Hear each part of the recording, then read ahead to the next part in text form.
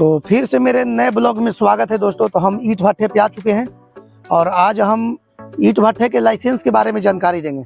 एक भाई ने कमेंट किया कि ईंट का भट्ठे में लाइसेंस पहले कहाँ से मिलती है और कहाँ जाना पड़ता है, कितना खर्चा लगता है, और हाई ड्राफ्ट भट्ठे में क्या प्रक्रिया है और जिग जैग भट्ठे में क्या प्रक्रिया है। तो भाई प्रक्रिया सेम ही है। और ईंट बेचने के लिए कहाँ कहाँ जानी पड़ती है, तो ये सब सारा चीज़ आज डाउट आप लोगों का क्लियर कर देते हैं इस वीडियो में।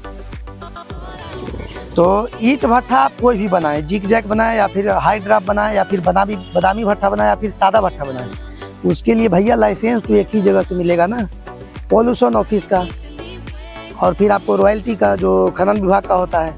तो आपको ज़्यादा प्रक्रिया इसमें नहीं है। आप एक लाइसेंस ले लेंगे पॉल्यूशन ऑफिस का, और फिर दूसरा खनन विभाग का ले लेंगे, फिर तीसरा जीएसटी का ले लेंगे।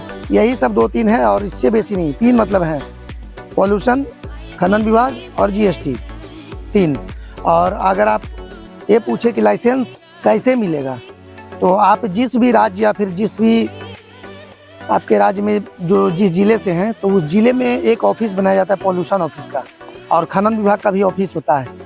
तो आप वहाँ जा कर के अपने ज़िले में जाके आप फिर अपने राज्य की राजधानी में जा कर के जो मेन ब्रांच होती है पॉल्यूशन ऑफिस की, वहाँ जा कर के आप पता करेंगे कि हम इस क्षेत्र में भट्ठा खोलना चाहते हैं। तो वो सारा आपको जानकारी दे देंगे।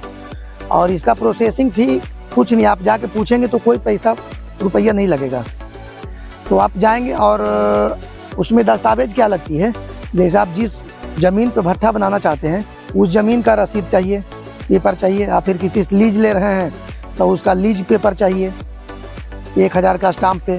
तो वो लेकर के जाएं, आधार कार्ड, पैन कार्ड, आप अपना मोबाइल नंबर और 2 फोटो ले लें और चले जाएं पॉल्यूशन ऑफिस। पॉल्यूशन ऑफिस जाने के बाद वहाँ आप किसी एक स्टाफ से बात करेंगे और बोलेंगे भैया हमें यहाँ पे भट्ठा बनानी है, और तो वो सारा चीज़ आपको बता देंगे कि क्या प्रक्रिया, कितना पैसा लगेगा। ऐसे प्रोसेसिंग फी उसका है पहला का CTE, जो बनाने का प्रक्रिया है, NOC जिसको आप बोल सकते हैं, उसका 15,000 रुपये चार्ज है। और जो फाइनल लाइसेंस होता है चलाने के लिए CTO, उसका 25,000 रुपया चार्ज होता है। तो पहले आपको CTE बनाना होता है। तो जब CTE बना लेंगे, अप्लाई कर देंगे, उसके बाद आपको भट्ठे में काम लगाने के लिए एक पेपर मिल जाएगा NOC, कि आप जाकर के भट्ठे को बना सकते हैं। जब आप भट्ठे को बना लेंगे तो फिर चलाने के लिए फाइनल लाइसेंस आपको मिलेगा। NOC के लिए जब अप्लाई करेंगे तो बना हुआ ईंट भट्ठे को चारों तरफ से फ़ोटो मांगेगा वो ऑफिस वाला। तो आप उस फोटो को वहाँ पे जमा करेंगे। जमा करने के बाद आपका NOC ऑनलाइन अप्लाई कर दिया जाएगा। अप्लाई करने के बाद कुछ दिनों बाद ही आपको चलाने के लिए परमिशन मिल जाएगी। लेकिन उस दौरान आपको प्रक्रिया जारी रखनी है, क्योंकि अगर आपको CTE मिल गई तो फिर CTO भी मिल जाएगा। अगर नहीं मिलना होगा तो पहले CTE ही नहीं मिलेगा। तो इसीलिए आप लोग घबराएं नहीं, अपना पॉल्यूशन ऑफिस जा करके इसके बारे में आप पता कर सकते हैं। हो सकता है कि आपके राज्य में कोई दूसरा सिस्टम होगा क्या। अब जो आप जैसे बोले कि लाइसेंस के बारे में, कि लाइसेंस परमानेंट होगा या फिर उसको रिन्यूअल कराना पड़ेगा। तो भाई अगर आप पहली बार लाइसेंस बनवा रहे हैं, नया भट्ठा खोल रहे हैं, तो आपको 5 साल तक का लाइसेंस कुछ नहीं करवाना है। 5 साल तक के लिए लाइसेंस को परमानेंट करके दिया जाएगा। हाँ, फिर 6वें साल में आपको उसी लाइसेंस को रिन्यूअल कराना होता है। तो रिन्यूअल कराने में भी सेम प्रक्रिया, वही 50-60 हज़ार रुपये खर्चा आएंगे जो ऑफिस का खर्चा होता है, और बाकी 2-4 हज़ार रुपया इधर उधर दौड़ भाग की ज़िंदगी में, तो वो तो नॉर्मल चीज़ है भाई, वो तो खर्चा हो ही जाएंगे। तो ऐसा नहीं है कि ईंट भट्ठे का लाइसेंस एकदम हमेशा परमानेंट के लिए दिया जाता है, बिल्कुल नहीं। जिस समय आप बनवाते हैं उस समय से लेकर के 5 साल तक का आपका परमानेंट फिक्स किया जाता है, कि 5 साल से पहले आपको कुछ भी उसमें नहीं करना है। हाँ, रॉयल्टी जो GST वोस्टी ये सब है, वो सब आपको ईयरली भरना होता है। जो खनन विभाग की होती है वो सालाना भरना पड़ेगा। सिर्फ पॉल्यूशन के बारे में बता रहे हैं कि वो सब 5 साल के बाद ही आपको रिन्यूअल करानी होती है। और अगर बात कर लें कि चिमनी की हाइट की, तो मेरी चिमनी की हाइट 150 फीट है, और लंबाई भट्ठे की 260 फीट है, चौड़ाई 28 इधर 28 उधर, और बीच में कितना है 25, तो 28 दूनी 56, मतलब मेरे भट्ठे की लंबाई 260 फीट और चौड़ाई हो गई 28 फीट, और जिसमें चिमनी बना हुआ रहता है नाला वाला, वो है 25 फीट, और मेरी चिमनी का जो हाइट है वो है 150 फीट। तो आप अपने हिसाब से चिमनी की लंबाई, भट्ठे की लंबाई रखेंगे।